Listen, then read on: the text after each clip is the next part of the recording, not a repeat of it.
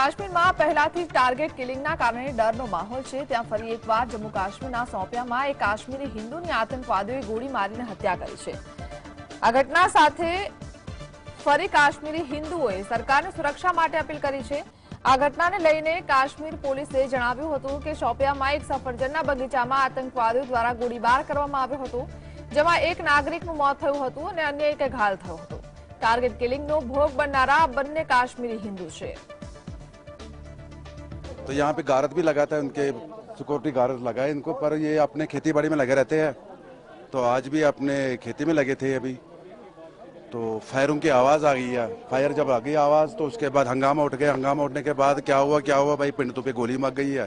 तो हम भी दौड़ के आ गए, तो हमने जब देखा तो ये बेचारा डेथ हो गया था। एक बुरा जख्मी है, तो उसको फिर के गाँव वाले ने उठा लिया, तो उसको उधर ले गए।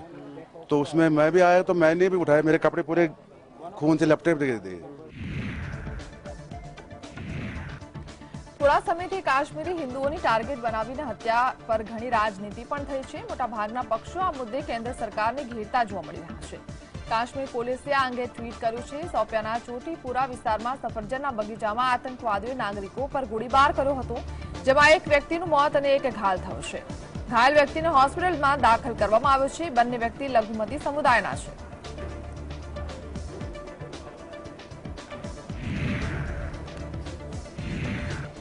જમ્મુ કાશ્મીરના સોપિયામાં એક કાશ્મીરી હિન્દુની આતંકવાદીઓએ ગોળી મારીને હત્યા કરી છે। આ ઘટના સાથે ફરી કાશ્મીરી હિન્દુઓએ સરકારને સુરક્ષા માટે અપીલ કરી।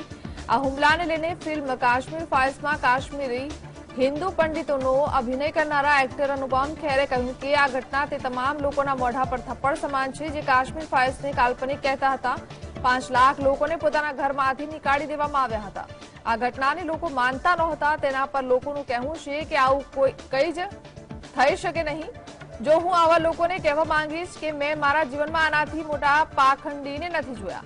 અનુપમ ખેરે કહ્યું છે કે આ એક શરમજનક વાત છે કે ત્યાં કાશ્મીરી પંડિતો સાથે છેલ્લા 30 વર્ષથી અત્યાચાર થઈ રહ્યો છે। જે લોકો હિન્દુસ્તાનની સાથે ઊભા છે તે લોકોની હત્યા કરી દેવામાં આવે છે, તેની જેટલી નિંદા કરી શકાય તેટલી ઓછી છે।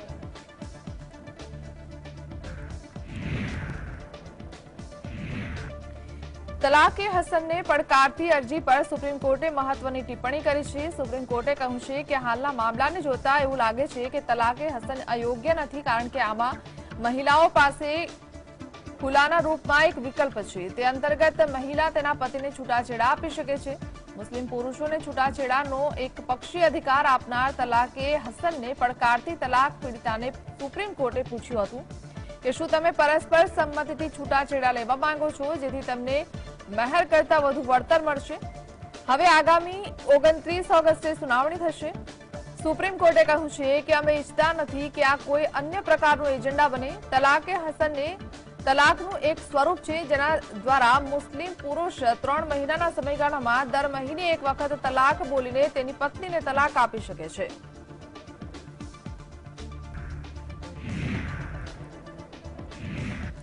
બિહારના મુખ્યમંત્રી નીતિશ કુમાર અને નાયબ મુખ્યમંત્રી તેજસ્વી પ્રસાદ યાદવના 2 સભ્યોના મંત્રીમંડળનું વિસ્તરણ થઈ ગયું છે, જેમાં મહાગઠબંધનના અલગ અલગ ઘટકોમાંથી લગભગ 31 જેટલા સભ્યોનો સમાવેશ કરવામાં આવ્યો છે। શપથ ગ્રહણ રાજભવન સંકુલમાં થયો હતો। સાથે જ આ સરકારમાં આરજેડી પાસે સૌથી વધુ 79 ધારાસભ્યો છે અને બીજા નંબર પર જેડીયુના ધારાસભ્યોનો નંબર છે। રાજ્યમાં શાસક મહાગઠબંધનના ઘટક પક્ષો વચ્ચેની સૈદ્ધાંતિક સમજૂતી હેઠળ બિહાર વિધાનસભામાં સૌથી મોટી પાર્ટી આરજેડી પાસે સૌથી વધુ મંત્રી પદો હશે, જ્યારે મુખ્યમંત્રી નીતિશ કુમારની પાર્ટી જેડીયુ બીજા નંબરે રહેશે।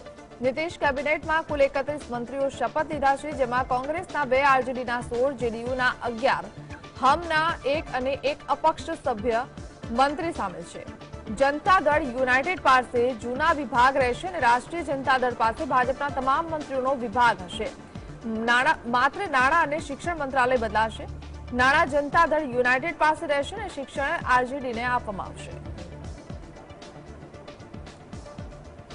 ये सरकार गरीब की सरकार है, जनता की सरकार है और महागठबंधन की सरकार है, जिसका नेतृत्व नीतीश कुमार जी कर रहे हैं और हम सब लोग मिल करके इस सरकार को बखूबी ढंग से चलाने का काम करेंगे।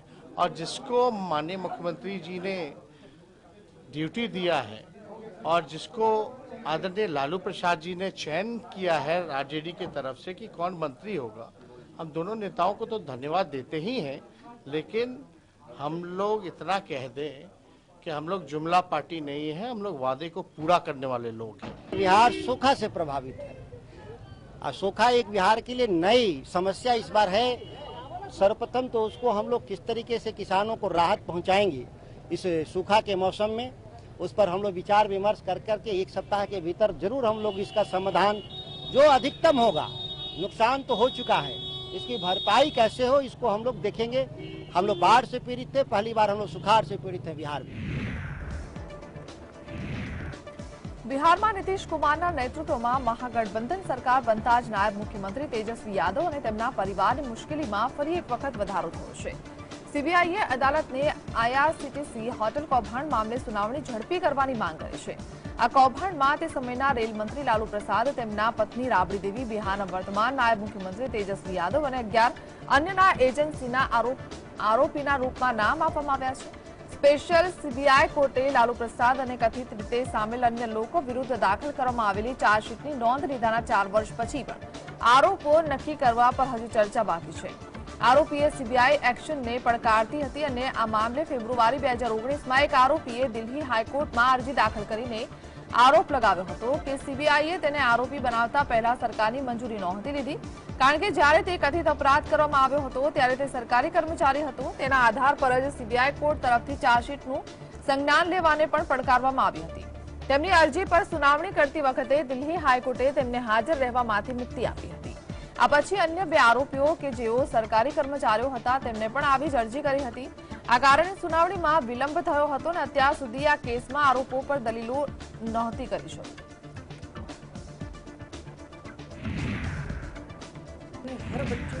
દિલ્હીના મુખ્યમંત્રી અરવિંદ કેજરીવાલે કહ્યું હતું કે તે દરેક ગરીબને ધનવાન બનાવવા માંગે છે। સારા શિક્ષણ દ્વારા દેશના 17 કરોડ પરિવારોને ધનવાન બનાવી શકાય છે। આ માટે અરવિંદ કેજરીવાલ મોદી સરકાર સાથે કામ કરવા માટે પણ તૈયાર છે। તેમણે કેન્દ્ર સરકારને ઓફર આપતા કહ્યું છે કે તેમની સેવા લેવામાં આવે। અરવિંદ કેજરીવાલે પ્રેસ કોન્ફરન્સમાં કહ્યું હતું કે હું દરેક ગરીબને ધનવાન બનાવવા માંગુ છું। મને ધનવાનોથી કોઈ વાંધો નથી। ગરીબ માણસ ધનવાન કેવી રીતે બનશે? તમે વિચારો કે એક ગરીબ ખેડૂત છે, મજૂર છે, તે પોતાના બાળકને સરકારી સ્કૂલમાં મોકલે છે।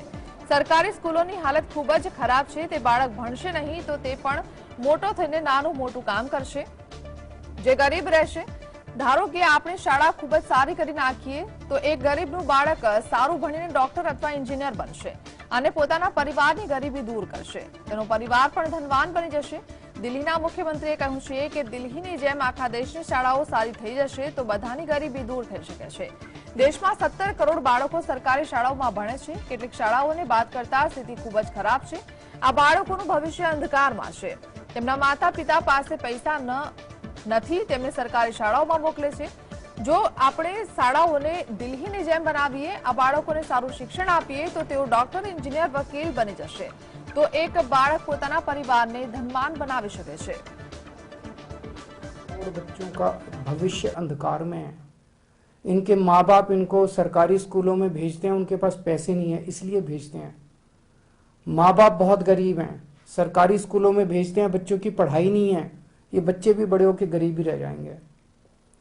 अगर हम इन सरकारी स्कूलों को दिल्ली के जैसे शानदार बना दें, बहुत अच्छे बना दें, और अगर ये सारे बच्चों को अच्छी शिक्षा देनी चालू कर दे, अगर ये सारे बच्चे बड़े होकर अच्छे बिजनेसमैन, व्यापारी, डॉक्टर, इंजीनियर, वकील बनना शुरू हो जाएं, एक एक बच्चा अपने अपने परिवार को अमीर बना देगा। और जब एक एक बच्चा अपने अपने परिवार को अमीर बनाएगा तो मेरा भारत देश भी अमीर बन जाएगा। ऐसे बनेगा अपना भारत देश अमीर। तो अगर हम अपने 17 करोड़ बच्चों को अच्छी शिक्षा दे दें तो भारत को अमीर बना सकते हैं।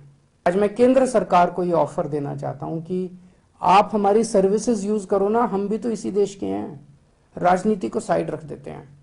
आप हमारी सर्विसेज यूज करो, हम आप सारे देश के सब लोग मिलके 130 करोड़ भारतीय मिलके सारे स्कूलों को मिलके ठीक करेंगे, सारी सरकारें मिलके ठीक करेंगे। ये हो सकता है।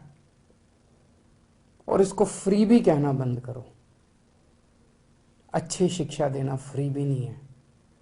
अपने बच्चों को अच्छी शिक्षा देंगे, एक टाइम का पेट भी काटना, एक टाइम की रोटी भी नहीं खानी होना, 130 करोड़ लोग उसके लिए भी तैयार हैं। સત્તા પલટો જોનાર મ્યાનમારમાં ભ્રષ્ટાચાર અને ચૂંટણીમાં ગેરરીતિ આચરવામાં આરોપો સાથે દેશના પૂર્વ વડા આંગ સાન સૂને વધુ 6 વર્ષની કેદની સજા સંભળાવવામાં આવી છે। વર્તમાનમાં સૈન્ય શાસિત મ્યાનમારની એક કોર્ટે સોમવારે હકાલપટ્ટી કરાયેલ મહિલા નેતા આંગ સાન સૂ કીને વધુ 4 ભ્રષ્ટાચારના કેસમાં દોષિત ઠેરવી અને તેમને વધારાની 6 વર્ષની જેલની સજા ફટકારી છે। જોકે આ ચુકાદો એક બંધ રૂમમાં જ આપવામાં આવ્યો છે અને સૂકીના વકીલોને કાર્યવાહી વિશે માહિતી જાહેર કરવા પર પણ પ્રતિબંધ મૂક્યો છે। દેશના સર્વોચ્ચ પદે રહીને સૂકી પર બજાર મૂલ્યથી ઓછા ભાવે જાહેર સરકારી જમીન ભાડે આપવા અને ધર્માદા પેટે મળેલ દાનનો ઉપયોગ ઘર બાંધવા માટે કરવાનો આરોપ હતો। કોર્ટે ટાંક્યું છે કે તેમણે પોતાના પદનો દુરુપયોગ કર્યો છે। તેમને 4 કેસમાં પ્રત્યેક 3 વર્ષની સજા થઈ હતી, પરંતુ આમાંથી 3 કેસમાં સજા એક સાથે ચાલશે। આ રીતે તેમને વધુ 6 વર્ષ જેલમાં રહેવું પડશે। સૂકીએ તેમના પરના આરોપોને નકારી કાઢ્યા છે અને તેમના વકીલો ચુકાદા સામે અપીલ કરી શકે છે। સૈન્યએ તેમની ચૂંટાયેલી સરકારને ઉથલાવી દીધા પછી અને ફેબ્રુઆરી 2021માં તેમની અટકાયત કર્યા પછી સૂકી પર રાજદ્રોહ, ભ્રષ્ટાચાર અને અન્ય આરોપોમાં 11 વર્ષની જેલની સજા થઈ ચૂકી છે। નોબેલ શાંતિ પુરસ્કાર વિજેતા સૂકી લશ્કરી શાસનને અવગણના બદલ ઘણા વર્ષો સુધી નજરકેદ વિતાવી ચૂક્યા છે।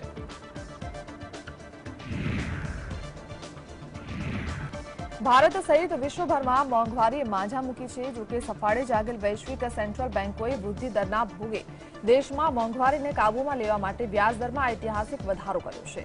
અમેરિકા, બ્રિટન, ભારત સહિતના દેશોએ વ્યાજદરમાં વધારો કરતા હવે મોંઘવારી મહદઅંશે કાબૂમાં આવી ગઈ છે। ગ્રાહક સ્તરના મોંઘવારીમાં રાહત મળ્યા બાદ હવે સરકાર અને આરબીઆઈને જથ્થાબંધ મોંઘવારી મોરચે પણ રાહત મળી છે। જુલાઈમાં જથ્થાબંધ મોંઘવારી દર જૂનના 18% ઘટીને 13.93% પર આવી ગયો છે। જુલાઈમાં જથ્થાબંધ મોંઘવારી દર છેલ્લા 5 મહિનામાં સૌથી નીચલા સ્તરે છે। આ ડેટામાં જુલાઈ માટે ફુગાવાનો દર જૂનના 9.2%થી ઘટીને 8.3% થયો છે।